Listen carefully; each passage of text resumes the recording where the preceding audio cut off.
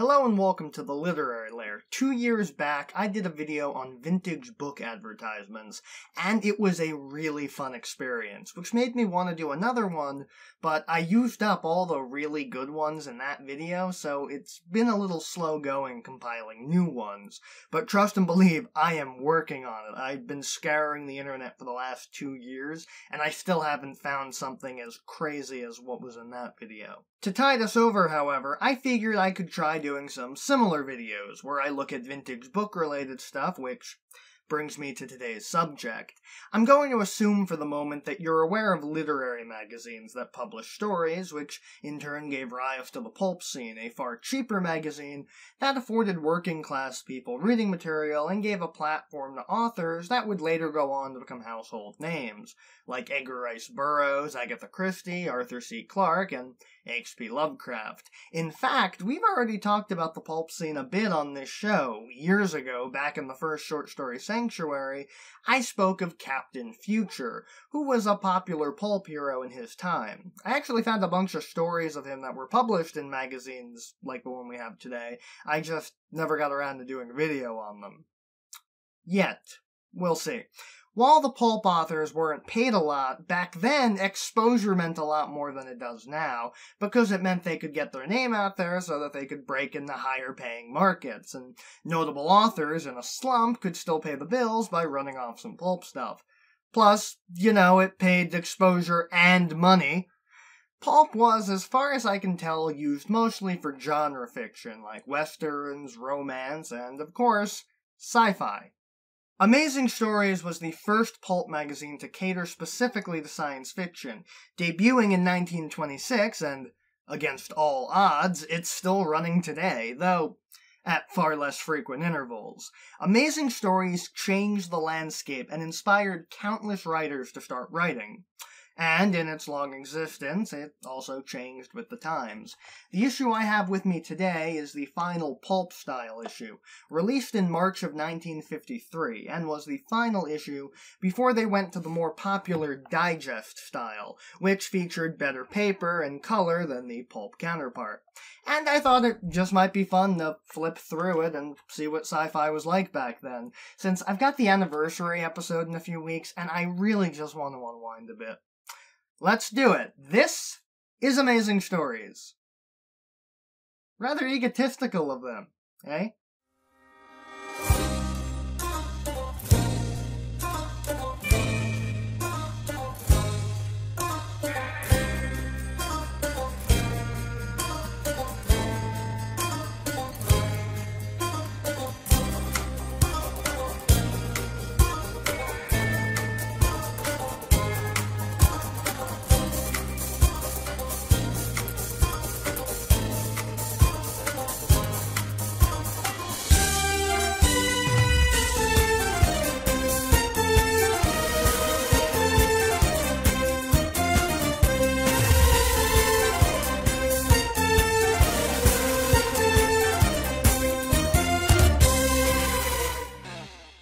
The cover is a classic sci-fi pulp cover featuring a scantily clad woman kneeling on what looks like a table filled with beakers and science stuff, while two bald guys watch her, one of them sitting in a fancy chair of reasonable comfort, and the other standing with his arms crossed. It also features a blurb for one of the stories contained within. An entire galaxy was doomed unless someone could unmask the Imposter. I bet it's the bald dude in the chair. Guy just looks creepy. The cover was drawn by Harris Levy, a notable comic artist from the Golden Age who, in addition to working for Fox Comics, also worked for DC, and in fact co-created the superhero Airwave, whose 21st century counterpart is Hal Jordan's cousin. Ever notice how much nepotism is in the superhero industry? Like half of the DC universe is related to each other. Wait. What was I talking about? Oh, yeah, the cover's great, entices the reader, even if it's a bit of a lie, as I'll go into later. Anyway, let's open it up. So, While my intention was to look at everything in the magazine, most of the magazine is prose stories, and some are really damn long.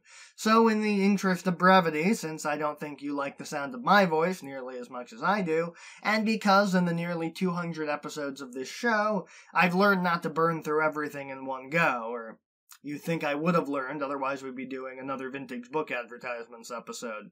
And I think some of these probably deserve their own video one day, maybe in the next Short Story Sanctuary, whenever that happens. So I'm just going to talk about a few short stories here and there, the story teased on the cover, the Imposter, and whatever advertisements and illustrations show up in between that seem riff-worthy. Let's get to it. The magazine starts with some promos for the next issue. Seems a little presumptuous to put that on the first page, but what do I know? Promising slick stories by big-name authors. Maybe too slick. There's also an ad for the similar magazine, Fantastic.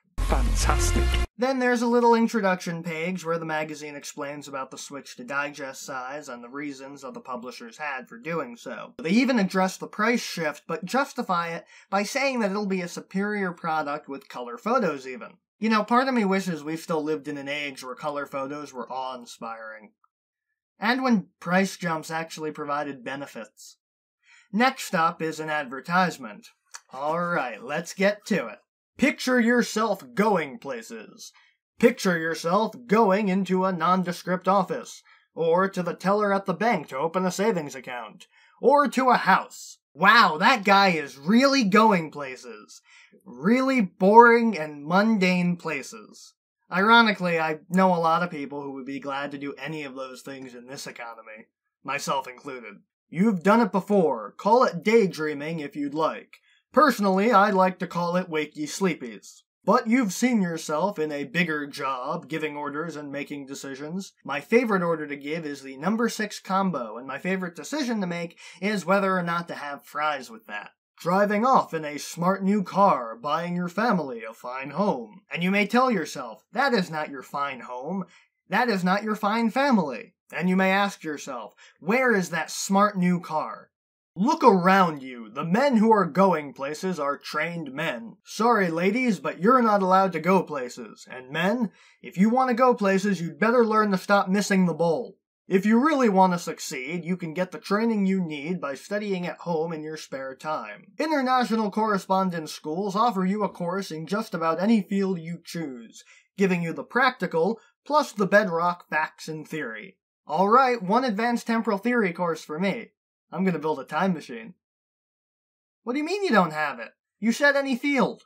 It's always fun to look at stuff like this, to see what jobs don't exist anymore, but most of these are fairly modern jobs, except for stuff like radio servicing or stenography and typing. The only weird one is stationary fireman. Seems like a waste of time to go through all that training just to stand still. Sorry, ma'am, I can't save your baby from that burning building. I'm a stationary fireman. Next up is the table of contents of both features and stories, and I'm ashamed to admit that I don't recognize any of the names, given the reputation that the magazine has. I've got to read more vintage sci-fi. The first story is called Pig in a Poke and features a man getting scammed by being sold a patch of Martian land that's nowhere near any inhabited cities, and his lawyer tells him so, surprising the man, sort of like what happened in Old Doc Methuselah. There aren't any soldiers of light in this, right? But when the man goes to check for a chance at any minerals, he instead finds the body of the man who scammed him, and a note that reveals that the man had found major deposits of copper, of which the earth reserves are depleted, and had hoped to buy back the land once he was sure, but an accident befell him while investigating the deposits, and he died. So the main character comes out on top as a rich man with no consequences for being such a rube. And the story was utterly boring, and you'd have no consequences skipping it. The next page is another ad, this time for several self-help books. You know, like how to pick up women, but less gross.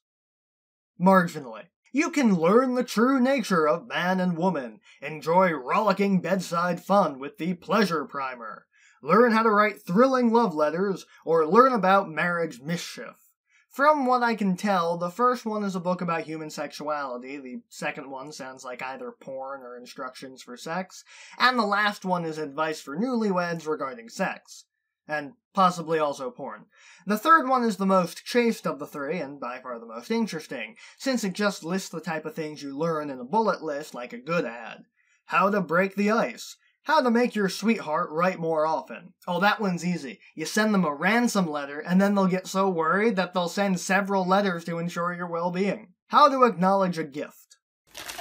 Avocado! Thanks! How to say those little things. You know, those little things. You know, it's on the tip of my tongue. They're tiny, and you use them for, you know. How to make him or her miss you. Just keep moving all the time. They can't hit a moving target.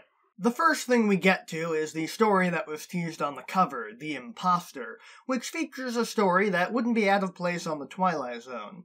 Imagine, if you will, Archie Baker, a wrestler who finds himself mistaken for an alien doppelganger who has taken over his life. Archie's car won't start, making him late for his wrestling match, so he tries to call his manager through a payphone, but the darndest thing happens. None of them will work.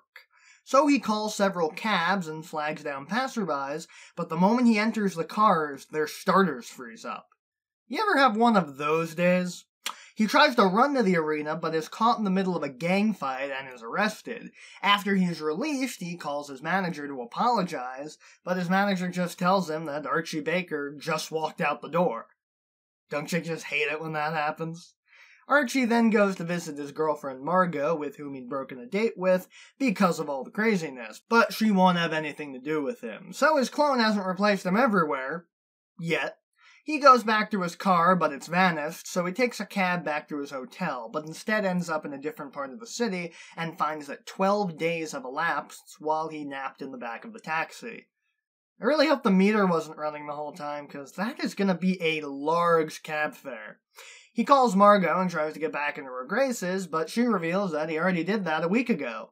He hightails it back to Margot's and is instead captured by several human-looking aliens, who claim that Archie is really an alien revolutionary named, and I'm not kidding, Porns Agla. Porns Agla, who was hiding out as Archie Baker to escape capture, and they plan on bringing him home. And I thought Bugs Carrot was the stupidest name I'd ever see on this show. Archie goes along for the ride, learning about their advanced technology, since he's certain that once they do a DNA test, they'll be able to tell that Porns is back on Earth and they've got a random human, but they never realize it. I don't think I was dealing with the top brass. He receives a note telling him that help is on the way, and soon the ship is attacked by Porns Agla's supporters, ordering the cops to turn Agla over to them. The police captain, Tlar, refuses, planning to kill Agla rather than surrender him, but Agla's supporters snipe him, and the second-in-command hands him over. Archie meets with Agla's friend Tark Bloom, who brings him onto their ship, blows up the space cops, and then takes Archie to Porns' quarters to give him the elixir, which is an anti-aging serum that's allowed Porns to live for centuries. Don't worry about remembering any of this crap. I promise you, it'll never be relevant to the story again. He's also introduced to Porns' girlfriend, which, considering how Porns stole Margot, Archie is all too excited to take advantage of, until he learns that it's a harem and gets overwhelmed. Archie tries to listen to an audiobook on physics, and the girls crowd around him. Archie notices that they're all tense and talks to one of them alone to learn what he had feared. If they fall out of favor, they're dead. This horrifies Archie, so he calls them together and reveals his identity. He tells them that all he needs is for them to help him out, and even if they don't, he still intends to return them to their homeworld once this whole mess is over. The next day, Archie learns that the aliens are at the mercy of a machine that tells Bloom what to do, leading Archie to wonder if the machine knows about his secret and wondering why it's allowed him to continue posing as Porns Agla. He learns of the offensive that the machine has planned against the Federation, a rare sci-fi moment where a Federation is the good guy like in Star Trek, and plans to escape, with the harem telling him of a secret escape hatch that Porns had built into his ship, containing a time ship. Okay, time travel? Now this is getting ridiculous. It's like the author read a top 10 Twilight Zone episodes article and just cherry-picked all the best elements and tossed them together poorly. Like sci-fi concept jambalaya. Jeez, okay, so this is getting long, so I'm gonna start really summarizing. Archie and the harem escape, and Archie planning to warn the Federation about the machine's plans, but Tark catches up with them and dominates the planet anyway. Tark Bloom challenges Archie, and Archie duels him and wins, killing Tark, and Archie plans his final assault on the machine, being confronted by the real Porns, but the harem helps him defeat both Porns and the machine. Archie is hailed as a hero, and he and the harem decide to live their lives together in a big house on a distant world. Archie even gets the Federation to bend their rules and allow him to commit polygamy for his actions, despite Archie's insistence that that's not what he wanted. But the honeymoon ends quickly, and Archie needs a vacation, planning to take a private trip back to Earth for a few weeks. Alone. There's an illustration that claims to be from the Imposter, but I admit, I'm not entirely sure if it fits with the story. We've got a big Charles Atlas guy tossing another guy across the page as two scantily clad women watch, with the caption on the first page stating, "The little man flew through the air like a toy," and the second page stating, "He was tall, dark, and tremendous, but only cast-iron women dared to go out on a date with this Superman." Meep. Did I read the wrong story? Because none of this applies to the Imposter. And it certainly doesn't apply to Pig in a Poke, so what gives? Next up, we've got another story called No Glamour in Space, which features a space pilot telling a researcher how space travel and combat are totally different than what sci-fi writers of yore thought it would be like. There's no way to fire weapons at them, because at the speed that things move in space, the scanners pick it up immediately, and they simply change course to avoid them. And even finding enemy bases is mundane and boring. There's no tachyon scans or mind probes. The pilots tried their hardest to find it, but eventually were just handed it by an informant who'd snuck into the enemy base, found out that the target was on an asteroid, and passed on the information. They went in, knocked out the radar, and won in short order. Did Neil deGrasse Tyson write this story? Seems like his usual buzzkill MO. The researcher tells the pilot that while, yes, it's a bit of a downer, they've just gotta wait until ray gun technology is invented, and maybe that'll be glamorous. Actually, if ray guns were scientifically accurate, they would give you cancer or make you sterile instead of vaporizing you. Get out of here, Neil. This is supposed to be fun sci-fi. The next segment I want to talk about is the Clubhouse, which is an editorial section written by Raj Phillips discussing the World Science Fiction Convention's panel on flying saucers, featuring speakers Willie Ley, a pseudoscience proponent and science writer, and Ray Palmer? Man, the crisis changed things a lot more than I thought they would. I kid, but Ray Palmer the Atom was actually named for Ray Palmer, the sci-fi writer, and former publisher of Amazing Stories, so it's nice to see that even though he had left by this point, he left under amiable terms. No word yet on whether he has nanites, though. Phillips goes on to mention that he had seen something that was claimed to be a flying saucer, but he wasn't so sure. After some reviews of other magazines, Phillips also mentioned how he managed to predict which city would win the bid for the sci-fi convention, and remarks on the then-current election, where in addition to the famous candidates, General Douglas MacArthur was also in the running, which was something that I never knew. He finishes off by remarking that while he doesn't understand all the complicated legal stuff involved with a really close presidential election, he just knows that he wouldn't want the job. And before we go, we've got a few more pages of ads to finish off. This amazing new discovery is guaranteed to help you stop smoking in just 7 days. Okay, stay with me here. It's called vaping. Actually, this amazing new discovery is nicotine gum, though I guess in the 50s that was probably the pinnacle of science. And if that's not enough for you, maybe this stern-looking picture of someone's grandmother will make you stop smoking. Then there's an ad for Pinup Girls, Kind You'll Love. I prefer Finest Kind. And then an amazing book bargain, 7 books collected for just 25 cents. I am really glad the books aren't that cheap anymore. If I could get 4 books for $1, I wouldn't have space for anything other than books. Leading authors, beautifully illustrated, including such stories as Black Lotus, Microman, Walls of Acid, and The Kata. Sounds like it's about a space cat, but it attacked the author mid-title. Kata! Next is an ad for The Adventures of Lily. Gay and giddy, spicy and saucy, bold and brassy, full of fun and frolic. abound with alliteration. Geez, and we think there's too much porn now? A good chunk of this magazine is either porn or ads for porn. Hell, the main story had a character named Porns. And then there's a send-away ad for a gun? Like a real automatic pistol for only $3. And the holster's an additional $2.75. And we think we get price gouged on accessories now? There's also some classifieds that seem to indicate that back in the 50s, people just wanted to get mail all the time, because a lot of these are just for people to get specialized types of mail. Interesting mails, receive big mails. Ironic considering that most people now would prefer less mail. How to build your body without exercise. New booklet reveals tested secrets of bodybuilding. No apparatus or weights. Completely safe, proven method. Results guaranteed. Send only $2 for booklet.